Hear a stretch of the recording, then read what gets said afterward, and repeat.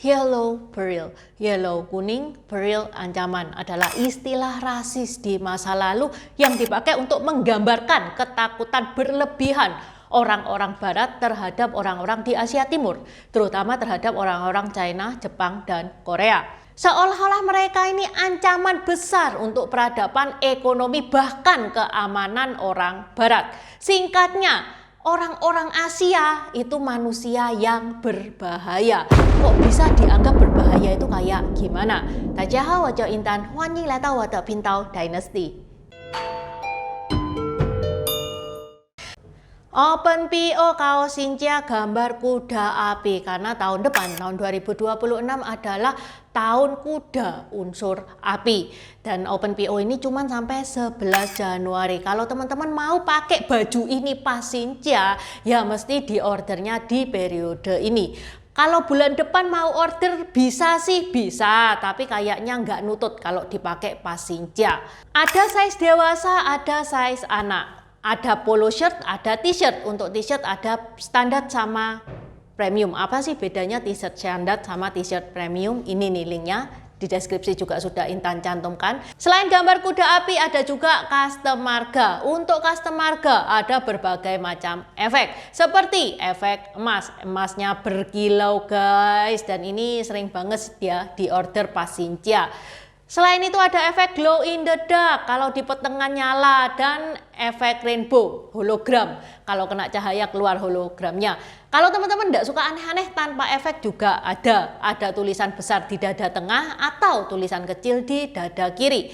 Selain custom marga, ada juga tokoh-tokoh China seperti Kaisar pertama Qin Shi Huang, Hakim Pao, Kera Sakti, Konfusius, tokoh Samkok juga lengkap, mulai dari Guan Yu, Zhuge Liang, Cao Zhelong. Guan Yu diobati oleh Dr. Hua Tuo, 5 Jenderal Macan. Teman-teman bisa kepoin linknya di Shopee yang ada di deskripsi. Okay, let's start!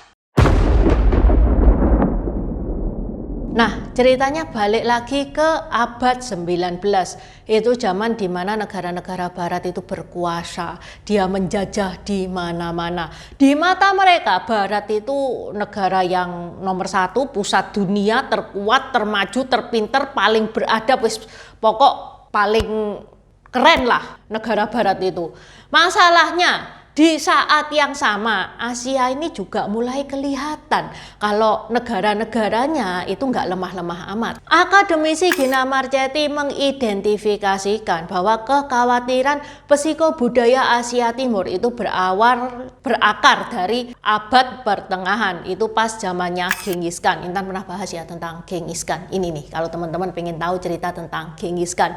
Yang mana pada saat kepemimpinan Genghis Khan itu guys, Mongolia itu besar banget. Dia itu sampai invasi ke China, bahkan invasi ke negara-negara barat sampai Eropa. Ini ceritanya di tahun 1236 sampai 1296.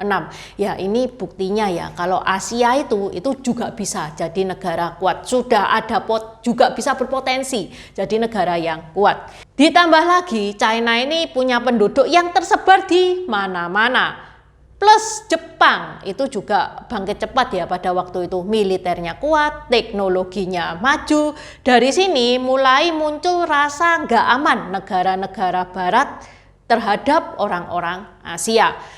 Rasa nggak aman alias ketakutan itu yang narasinya dibalik sama mereka. Malu dong kalau bilang takut itu malu. Daripada kita bilang takut nih, kita bilang aja kalau orang Asia itu berbahaya.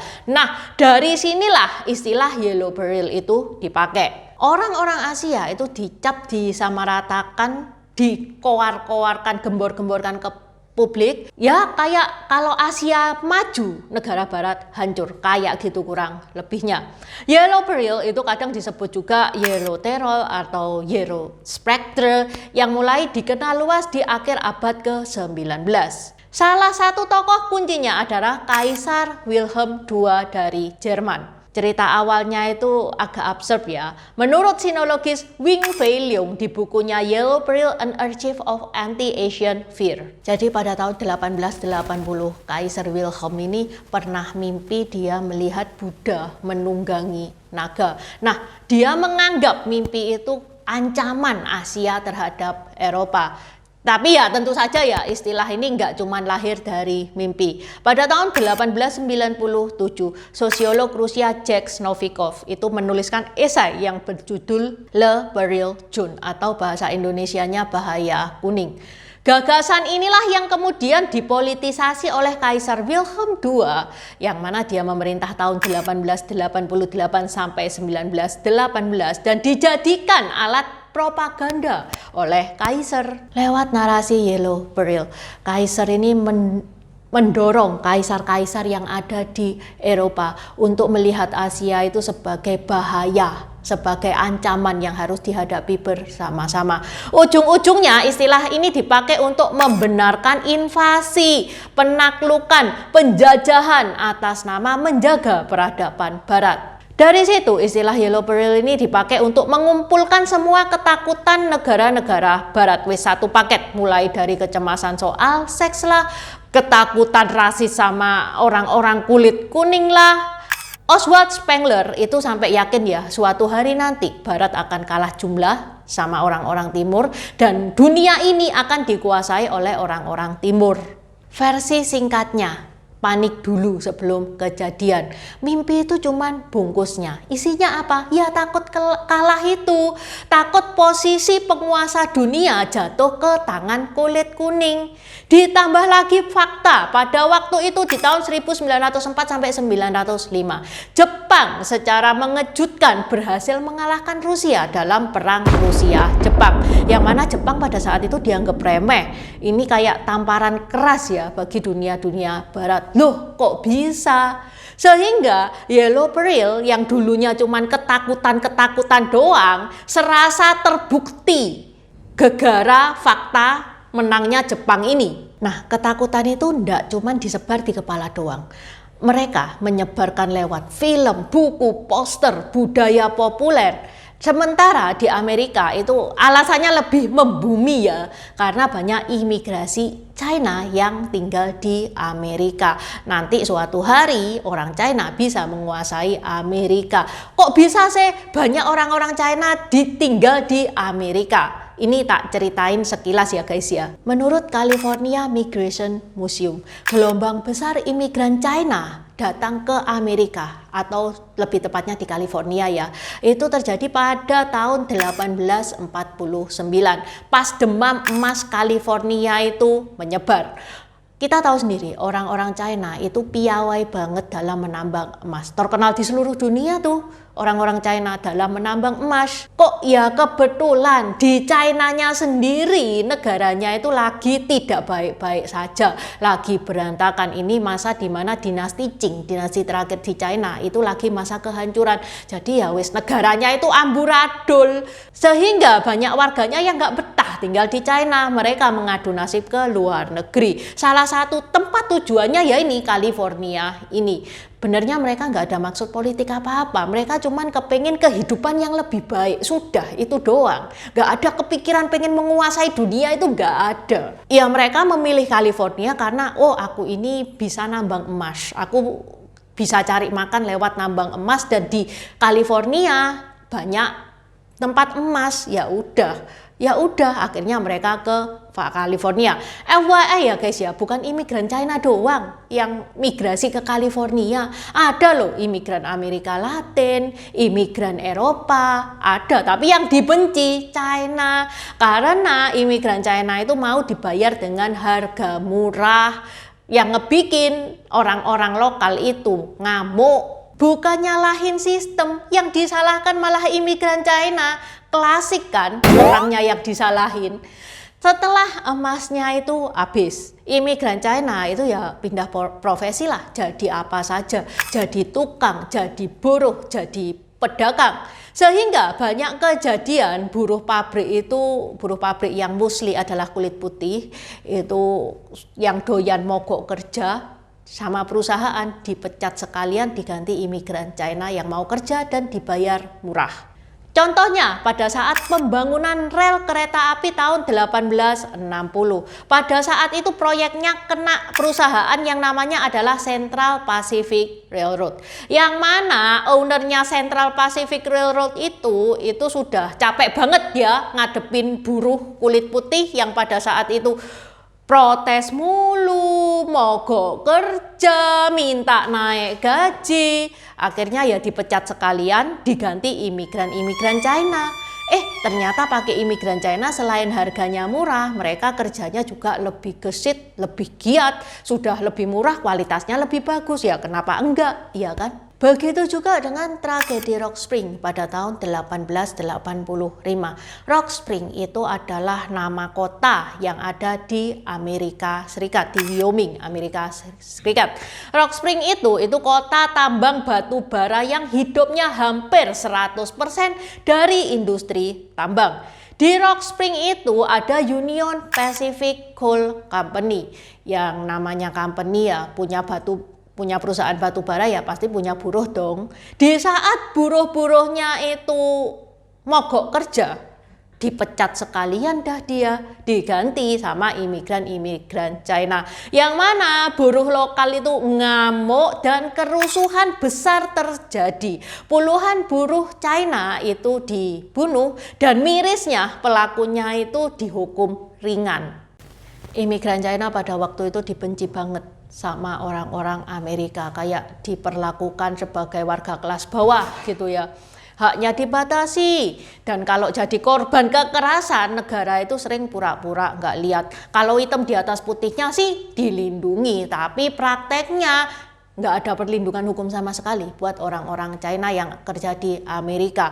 Saking kuatnya sentimen anti-China pada waktu itu, Amerika itu sampai mengeluarkan UU anti-China guys, yang disebut Chinese Exclusion Act. Yang mana ini ngeri banget. Kalau teman-teman mau Intan bahas tentang Chinese Exclusion Act, komen di bawah ya. Balik lagi ke Yellow Peril. Yellow Peril ini yang dulunya itu dipakai merujuk ke Asia Timur nih ya, yang kulit kuning. Akhirnya disamaratakan tuh. Jadi kayak xenofobia kabur gitu. Satu benua dianggap satu wajah, satu warna, satu bahaya.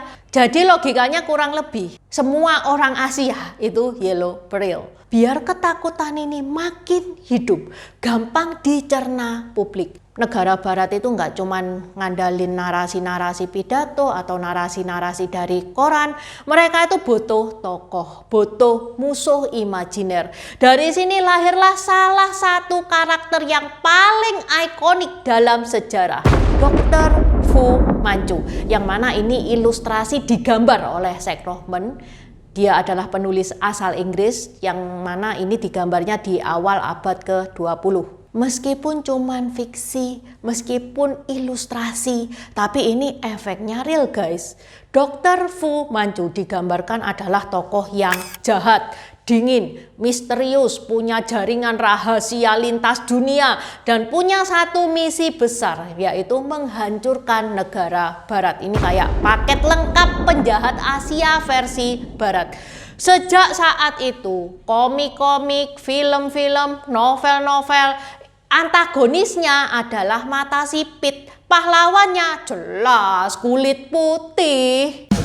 Lewat karakter ini, ketakutan yang tadinya itu abstrak sekarang sudah punya wajah dan sudah menjadi mindset. Karakter Dr. Fu itu muncul di mana-mana, muncul di novel, teater, film, bacaan anak-anak, sehingga generasi itu tumbuh dengan gambaran orang China itu jahat, licik, berbahaya, dan mau menguasai dunia. Sejarah budayawan Christopher Frayling dalam bukunya The Yellow Peril, Dr. Fu Manchu and the Rise of Chinaphobia yang ditulis pada tahun 2014 menjelaskan bahwa Dr. Fu Manchu itu simbol paling sukses dari Chinaphobia.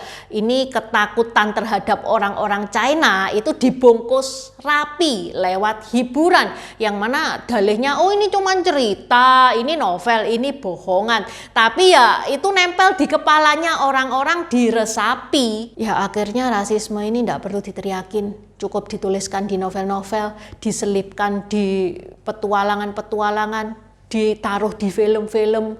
Yellow Peril pun hidup lama bukan karena faktanya kuat, tapi karena ceritanya itu laku. Ini Intan jadi inget ya, ada temennya Intan, cowok, dia itu bilang dia nggak mau punya cewek atau punya istri yang janggutnya panjang. Karena kalau cewek janggutnya panjang itu jahat. Nah, kenapa dia bisa mikir kayak gitu? Ya karena dia waktu kecil itu keseringan lihat cerita-cerita tentang nenek sihir. Nenek sihir loh pada waktu dia kecil. Sekarang kan sudah tidak ada cerita nenek sihir, ya kan? Tapi masih mancep di otaknya dia kalau cewek janggut panjang itu jahat. Jadi kalau kita tarik garis besarnya, Yellow Peril itu bukan fakta, tapi cerita. Cerita yang diceritakan berulang-ulang dan diwariskan. Dari mimpi kaisar lah, ke pidato politik, ke poster novel fiksi, sampai digambarkan jadi Dr. Fu Manchu, dan nyemplung ke otak bawah sadar orang biasa. Sehingga mereka itu kayak didoktrin, dicuci otaknya sejak dini. Masalahnya kalau cerita, meskipun fiksi nih ya, diulang terus-terusan. Orang lupa kalau itu cuma cerita. Setuju nggak? Makanya minggu lalu Intan ngebahas kan, China itu melarang drama tentang CEO muda kaya ganteng yang jatuh cinta pada gadis miskin. Karena cerita ini diulang terus-terusan. Dan memang ini cerita laku ya, meskipun ceritanya berbeda-beda, tapi intinya ya wes itu. Kenapa kok dilarang? Karena China itu nggak mau. Mindsetnya anak-anak muda itu kebahagiaan itu sama dengan duit. Aku kepengen cari pasangan CEO yang kaya raya. Kalau nggak dapat CEO kaya raya, aku nggak mungkin bisa hidup bahagia. Nggak kayak gitu juga mindsetnya. Begitu juga dengan Yellow Peril. Ketakutan yang awalnya itu halu ya bisa dibilang imajiner, ya bisa berubah jadi kebijakan. Diskriminasi jadi hukum, kekerasan itu wajar. Dan yang paling kena pada waktu itu siapa? Imigran China. Orang biasa yang ya dia cuma pengen hidup tenang. Yellow Peril ini ngajarin kita satu hal penting ya. Rasisme itu jarang loh datang dengan teriak-teriak. Rasisme itu pasti datangnya dengan oh ini demi keamanan, demi keadilan, demi masa depan, demi ini itu. Padahal aslinya itu takut kalau kekuasaannya itu berpindah. Dan lucunya yang ditakutkan itu bukan karena Asia itu jahat ya, tapi karena Asia itu mampu bangkit, mampu bersaing. Oke, sampai di sini dulu bahasan Intan hari ini. Terima kasih udah nonton channel ini sampai habis. Dukung aku terus berkarya dengan klik subscribe dan bunyikan lonceng di bawah ya guys.